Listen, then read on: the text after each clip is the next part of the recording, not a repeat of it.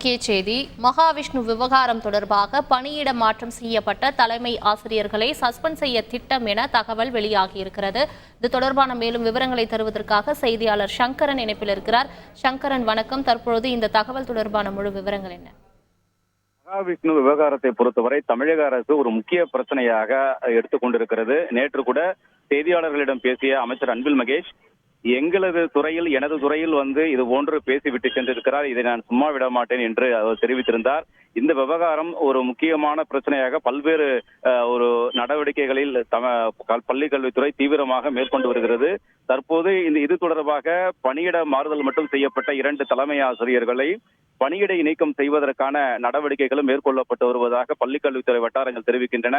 அரசு பள்ளிகளில் தனியார் பள்ளிகளாக இருந்தாலும் இது போன்ற ஒரு சர்ச்சைக்குரிய நபர்களை அனுமதிப்பதை ஏற்றுக்கொள்ள முடியாது என்றும், இது ஒரு தீவிரமான ஒரு பிரச்சனை என்றும், எனவே மற்றவர்களுக்கும் இது பாடமாக இருக்கும் பட்சத்தில் பள்ளிக்கல்வித்துறை தமிழக அரசு இதில் கடுமையான நடவடிக்கைகள் எடுக்க முடிவு செய்திருப்பதாகவும் தகவல்கள் வெளியாகி இருக்கிறது. எனவே தற்போது பணியிட மாறுதலுக்கு உள்ளான தமிழரசி மற்றும் சண்முக சுந்தரம் ஆகிய 2 பேரும் விரைவில் சஸ்பெண்ட் செய்யப்படுவார்கள் என்ற தகவல்களும் தற்போது வெளியாகி இருக்கிறது.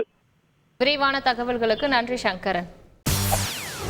செய்திகளை உடனுக்குடன் தெரிந்து கொள்ள உடனே சப்ஸ்கிரைப் பண்ணுங்க.